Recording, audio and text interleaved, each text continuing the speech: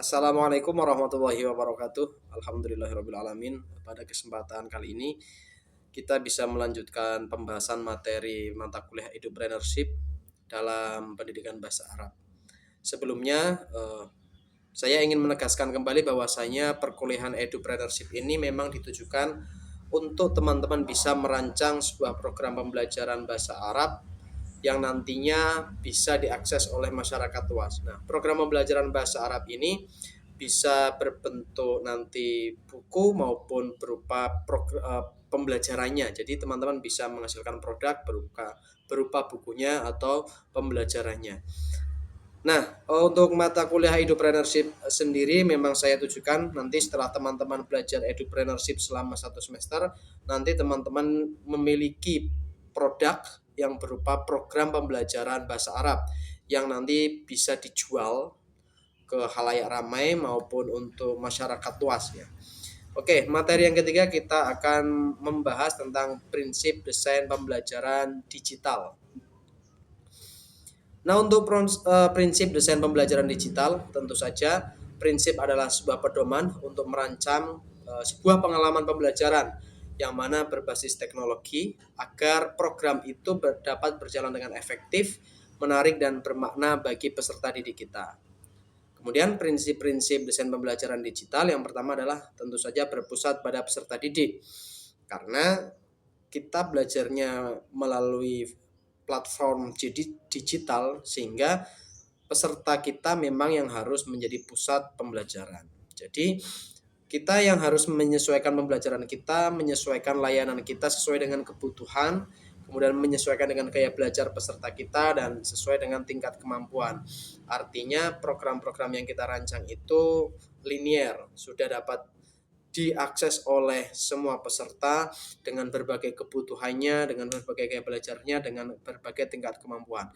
Coba bayangkan, mata kuliah Edupreneurship ini ada 3 kelas. Jika masing-masing mahasiswa memiliki satu program, tentu saja setelah 1 semester kita belajar akan memiliki banyak sekali program pembelajaran. Nah, dari berbagai macam program yang muncul dari kreativitas teman-teman ini kita dijadikan satu dalam bentuk website. Nah, kita sudah memiliki satu lembaga pembelajaran sendiri teman-teman. Tentu saja ini bisa bersaing dengan lembaga pembelajaran digital dari berbagai daerah ya. Misalnya dalam satu kelas ini nanti ada beberapa kelompok ya. Misalkan satu kelas dibagi menjadi 5 kelompok saja. Artinya jika teman-teman nanti berhasil membuat program pembelajaran 5 kali 3 kita akan memiliki sekitar 15 program pembelajaran yang diampu oleh teman-teman mahasiswa sendiri. Nah, nanti mungkin kita sepakati saja satu kelas dibagi 5 kelompok yang mana masing-masing kelompok ini membuat program pembelajaran yang berbeda-beda. Antara kelas A, kelas B, dan kelas C mohon nanti saling berkoordinasi koordinator kelompoknya agar program-program pembelajaran yang dibentuk ini beragam dan berjenjang. Misalnya untuk kelas A nanti ada kelompok yang pembelajaran dasar, ada yang pembelajaran menengah dan pembelajaran yang kelas tinggi advanced.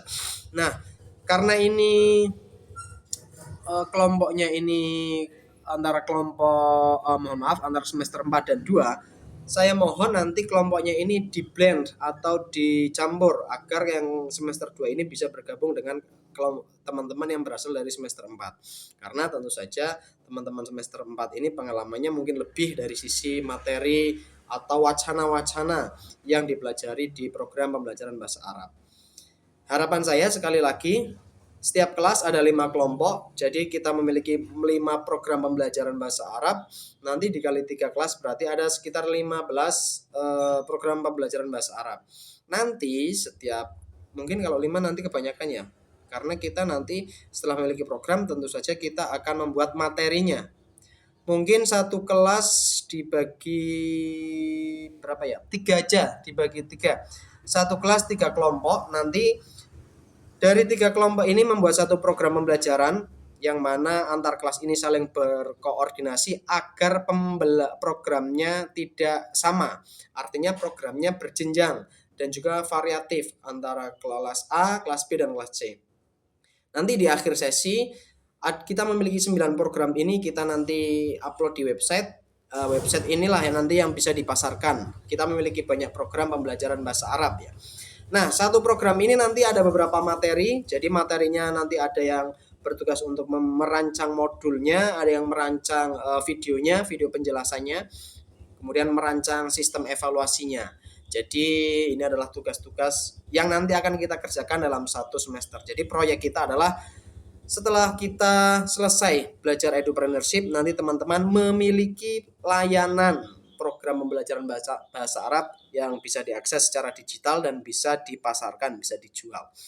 Jadi nanti mungkin angkatan semester ini kita namakan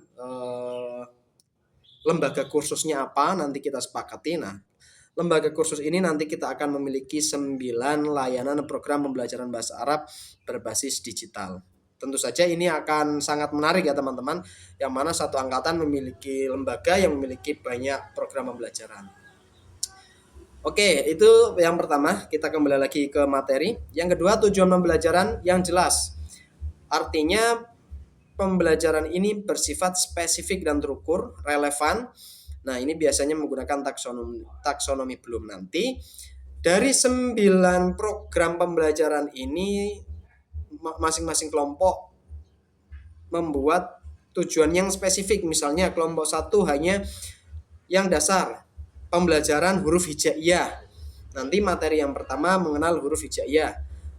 Huruf hijaiyah kan itu banyak ya. Nanti dalam satu program itu misalnya dalam setiap materi membahas 5 huruf hijaiyah. Dari sisi bentuknya, bunyinya, cara pengucapannya, cara penulisannya, kemudian bentuk pengucapan ketika sudah dalam bentuk kalimat atau kata. Jadi sekali lagi kita arahnya adalah membuat sebuah program pembelajaran. Yang ketiga adalah interaktif dan partisipatif. Artinya meskipun kita berbasis digital, kita harus membuat platform yang mana peserta kita tetap bisa berinteraksi dan berpartisipasi ya. Sehingga pembelajarannya tidak hanya memberikan materi, tapi juga ada feedbacknya. Nah, bentuk partisipasi ini bisa dapat berupa kuis interaktif. Ini banyak sekali platformnya, bisa Gform, bisa Quizizz, kemudian komentar di kolom komentar media sosial dan lain sebagainya. Kemudian diskusi online ini lebih beragam lagi ya, bisa melalui Zoom, bisa melalui tadi komentar, bisa melalui juga Gform. Kemudian simulasi. Simulasi ini tentu saja praktek ya. Praktek ini juga bisa beragam, sifatnya bisa melalui video rekaman atau feedback langsung melalui platform misalnya Google Class dan lain sebagainya. Aksesibilitas dan fleksibilitas, artinya platform yang kita buat, yang kita sediakan mudah diakses ya. Kita jangan menggunakan platform atau layanan yang jarang dipakai, jangan. Kita menggunakan platform yang sudah banyak dipakai oleh masyarakat dan masyarakat itu memiliki platform tersebut. Misalnya Google Classroom itu kan sangat mudah diakses ya. Kita yakin semua orang pasti memiliki alamat email sehingga semua orang pasti bisa mengakses Google Classroom. Umpan balik atau feedback yang cepat. Tentu saja kita dibatasi dengan namanya pertemuan program, sehingga setiap tutor atau setiap yang menyediakan layanan program ini selalu mengecek websitenya. Apakah ada peserta kita yang bertanya sehingga memerlukan feedback secara langsung. Jadi kita tetap harus sering ngecek platform yang kita sediakan. Yang ketiga, 6, evaluasi dan asesmen. Tentu saja evaluasi dan asesmen ini sesuai dengan tingkat program yang kita sediakan. Kita tidak boleh misalnya tadi kita menyediakan program layanan pembelajaran huruf hijaiyah, tetapi evaluasinya bagaimana peserta kita mengungkapkan kalimat dalam bahasa Arab. Tentu saja kan tidak sesuai dengan materi yang kita berikan. Harusnya evaluasinya bagaimana peserta mempraktikkan mengucapkan huruf-huruf hijaiyahnya dulu, belum membuat kalimatnya ya. Selanjutnya, konsisten dan struktur yang jelas. Artinya platform yang misalnya di Google Classroom, kita membuat struktur yang jelas. Misalnya nanti ada dokumen atau Word atau PowerPoint materinya. Kemudian di bawahnya ada video penjelasannya. Di bawahnya ada evaluasinya. Jadi setiap satu pertemuan ada file materi, ada file video penjelasan, dan ada file untuk latihannya atau evaluasinya. Yang ke-9, kolaborasi dan koneksi. Pembelajaran digital harus tetap memperhatikan agar peserta kita bisa berinteraksi. Artinya tidak hanya dari satu arah, tetapi tetap dua arah. Yang terakhir, berbasis teknologi, tentu saja. Karena layanan atau program kita ini akan berbasis dengan digital, bukan tatap muka offline, sehingga kita tetap harus memikirkan layanan atau ekosistem apa yang akan kita gunakan. Misalnya kita bisa menggunakan Moodle ini banyak sekali. Kalau teman-teman sudah memiliki website, nanti teman-teman bisa merancang Moodle. Ini bisa login tentu saja. Kalau sudah memiliki cPanel, nanti layanannya banyak sekali yang bisa teman-teman pilih. Atau yang lebih mudah adalah Google Classroom, tidak berbayar, semua orang bisa mengakses ya.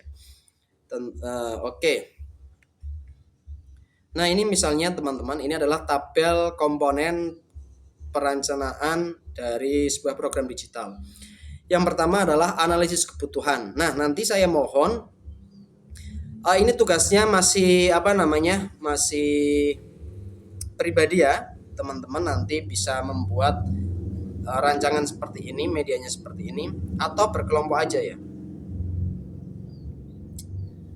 Oke, ini nanti dibuat berkelompok. Dalam satu kelas ada 3 kelompok ya. Tolong ini dibuat dengan serius, karena rancangan ini nanti yang akan kita gunakan untuk merancang programnya. Dan tugas pertemuan kemarin, hasil analisis pasar teman-teman itu bisa digunakan untuk merancang programnya. Jadi sekali lagi, mata kuliah Edupreneurship ini nanti tugasnya saling berkaitan ya. Ini tugas-tugasnya itu saling terintegrasi. Jadi teman-teman jangan melupakan tugas pertama, karena tugas pertama ini akan menjadi dasar tugas yang kedua, yaitu tugas yang ini. Bagaimana teman-teman merancang sebuah desain pembelajaran digital. Nanti kira-kira membuatnya seperti apa. Ini sudah mulai berkelompok ya, sekali lagi teman-teman. Dan mohon nanti nama yang tercantum di file tugasnya itu adalah nama orang-orang yang mengerjakan. Yang tidak mengerjakan jangan dicantumkan di file nama, jangan tampilkan di kolom nama. Nanti di sesi akhir akan saya jelaskan cara pengisian tugasnya. Misalnya ini ada komponen analisis kebutuhannya. Ini targetnya siapa? Ini kan teman-teman kemarin sudah analisis pasar ya. Nanti bisa diisikan di bagian nomor 1 ini. Tujuannya seperti apa?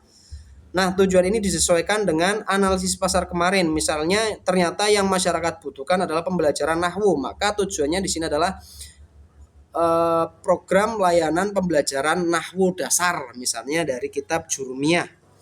Struktur levelnya. Nah, masing-masing kelompok hanya satu level saja. Misalnya satu kelas ada 3 kelompok, nanti ada level dasar, level menengah, dan level atas atau advance atau mutaqaddimin. Sekali lagi, satu kelompok hanya satu level. Materi pembelajarannya misalnya, kalau struktur dasar hanya mengenal misalnya jumlah ismiyah dan jumlah fi'liyah. Kemudian materi ketiganya, satu jumlah fi'liyah, kedua jumlah ismiyah, yang ketiga adalah macam-macam kalimat dalam bahasa Arab, kalimat isim, fi'il, dan huruf misalnya ya. Metode pembelajarannya masih sama, tentu saja komunikatif, drill, penjelasan seperti ini lewat video, kemudian project based, misalnya pesertanya nanti model evaluasinya seperti apa, medianya tentu saja video, tentu saja kuis, tentu saja LMS-nya Google Classroom. Ini untuk materi yang ke komponen yang ke-6 ini masih sama. Strategi pembelajarannya tentu saja ini blended learning ya, karena kita tidak Zoom secara langsung tetapi melalui rekaman video. Aktivitasnya diskusi, praktik, nanti latihan interaktif. Nah, diskusi ini nanti bisa lewat kolom komentar di Google Classroom, itu kan ada feedback untuk peserta. Praktik percakapan ini tentu saja nanti disesuaikan dengan program yang teman-teman buat. Yang kedelapan aktivitasnya, yang kesembilan evaluasi. Evaluasi juga nanti pakai quizzes atau pakai G-form, nanti menyesuaikan dengan materi program yang teman-teman sediakan. Umpan balik feedback tentu ini di Google Classroom-nya. Struktur sesi ada pembukaan, inti dan penutup, kolaborasi, diskusi kelompok, LMS, platform kita LMS. Bisa teman-teman nanti ada misalkan dalam satu sesi itu setiap 1 minggu ada pertemuan Zoom-nya bisa. Nah, ini produknya teman-teman harus ada nanti modulnya. Kemudian yang ketiga adalah kelas online-nya. Kalau ini pakai platform Google Classroom tadi. Penentuan harga dan promosi ini nanti setelah kita mungkin di pertemuan berikutnya setelah menjelang akhir. Oke, itu untuk materi yang ketiga. Sekarang kita masuk materi yang keempat, perancangan pembelajaran. Perancangan ini adalah kita menampilkan tujuan dan struktur kursus bahasa Arabnya. Perancangan tujuan pembelajaran harus disesuaikan dengan taksonomi Bloom yang mencakup aspek kognitif, afektif, dan keterampilan. Misalnya, tujuan umum peserta mampu A. memahami dasar-dasar bahasa Arab, B. berkomunikasi sederhana secara lisan maupun tulisan, membaca teks Arab dasar dengan benar. Ini peserta mampu tujuan umum ini nanti disesuaikan dengan program yang teman-teman rancang, yang mana program ini dirancang sesuai dengan analisis pasar, tugas pertama yang sudah kalian buat. Tujuan khusus secara kognitif, nanti misalnya program yang misalnya untuk pengenalan huruf hijaiyah. Tentu saja peserta mampu mengenali huruf hijaiyah, memahami kosakata dasar, dan memahami struktur kalimat sederhana. Kalau yang ketiga ini tentu saja ini masuk ke kelas menengah ya, bukan kelas dasar lagi karena sudah masuk ke struktur kalimat. Afektifnya peserta memiliki minat. Nah, untuk memiliki minat tentu saja dalam setiap video, misalnya pada sesi pembukaan teman-teman memberikan support atau memberikan motivasi. Apa sih pentingnya belajar bahasa Arab? Gimana sih mengelola waktu untuk belajar bahasa Arab? Intinya pada sesi pembukaan ini teman-teman menarik minat peserta untuk belajar bahasa Arab. Sisi psikomotorik, nah ini adalah praktek atau tugas atau evaluasi yang diberikan oleh teman-teman di dalam setiap program ya. Kemudian struktur kursus bahasa Arab, struktur kursus menjadi beberapa level agar progresif. Tadi levelingnya setiap satu kelas berarti kan 3 kelompok nih. Nah, setiap kelompok ini ada yang kelompok dasar, ada yang ada yang level dasar, ada yang level menengah, ada yang level mutakodimin atau level tingkat lanjut ya. Jadi ada 3 level, setiap kelas ada 3 level, nanti programnya berbeda-beda. Oke, gini aja dibagi ya, misalnya kelas A adalah program untuk percakapan. Nanti ada level dasar itu dimulai dari huruf hijaiyah, level menengah itu mulai struktur, kalau level lanjutan nanti mulai dengan pembelajaran yang khusus, percakapan yang khusus, misalnya percakapan untuk pekerjaan di kafe, percakapan untuk di tempat-tempat umum, percakapan untuk di di bandara dan lain sebagainya. Kemudian yang kelas A itu percakapan, yang kelas B adalah gramatika dasar. Gramatika berarti dasar, menengah, dan lanjutan. Yang dasar berarti materinya tentang pembagian kalimat, mengenal huruf-huruf, mengenal bentuk-bentuk kalimat dalam bahasa Arab, tetapi yang lebih spesifik misalnya ini nahwu dasar ya. Berarti ini yang kita prajurmiah, nanti jurmiah itu untuk menengah. Kemudian yang tingkat lanjutnya nahwu yang digunakan untuk misalnya tujuan spesifik untuk memahami teks bahasa Arab. Nah, itu sudah spesifik. Tetapi yang dasar ini tadi adalah pengenalan kalimat tentu saja, kemudian pengenalan pembagian fiil, pembagian isim ya, kemudian pembagian huruf. Kemudian yang kelas C ini untuk yang sorof ya.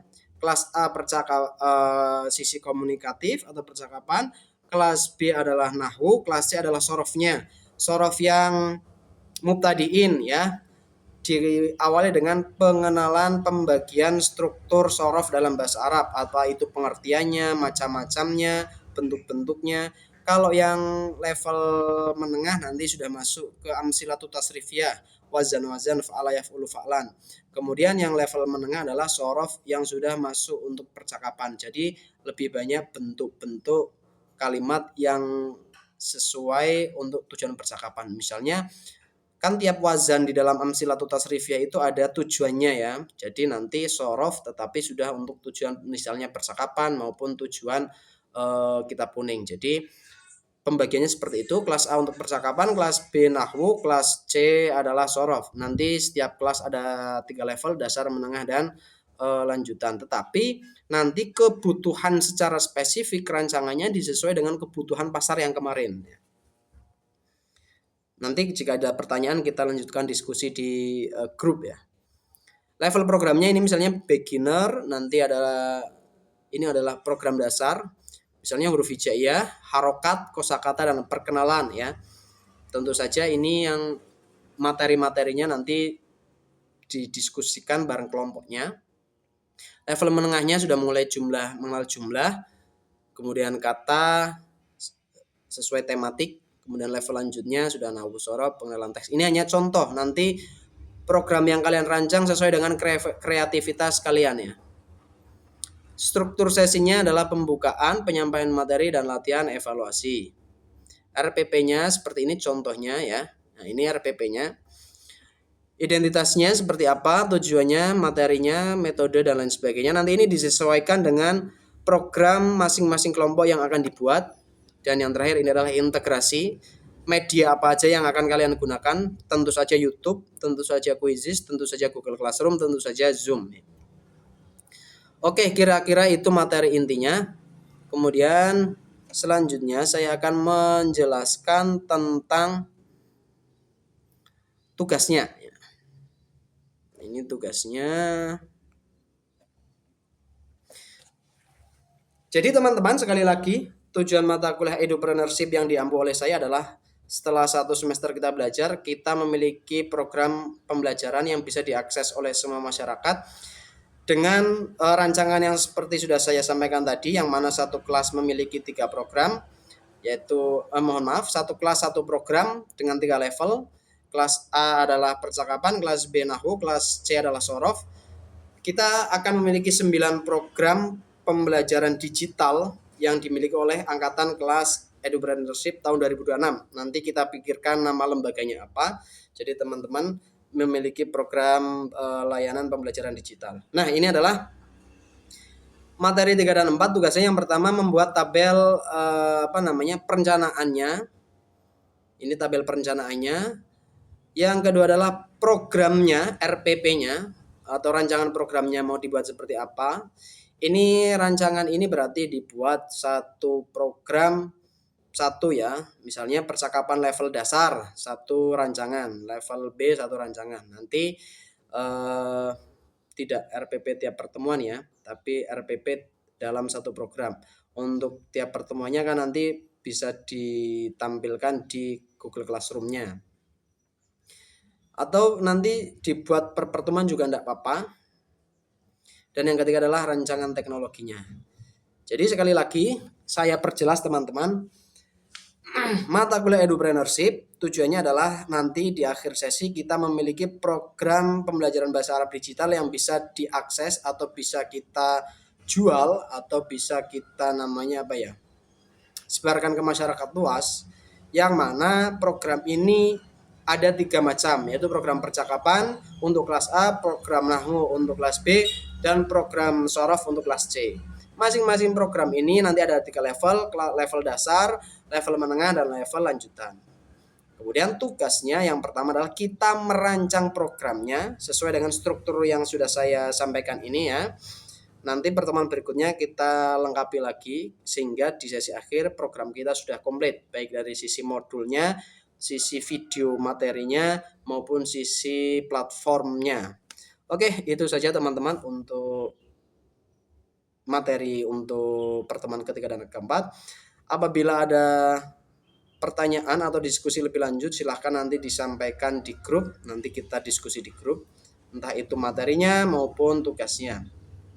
Terima kasih. Wassalamualaikum warahmatullahi wabarakatuh.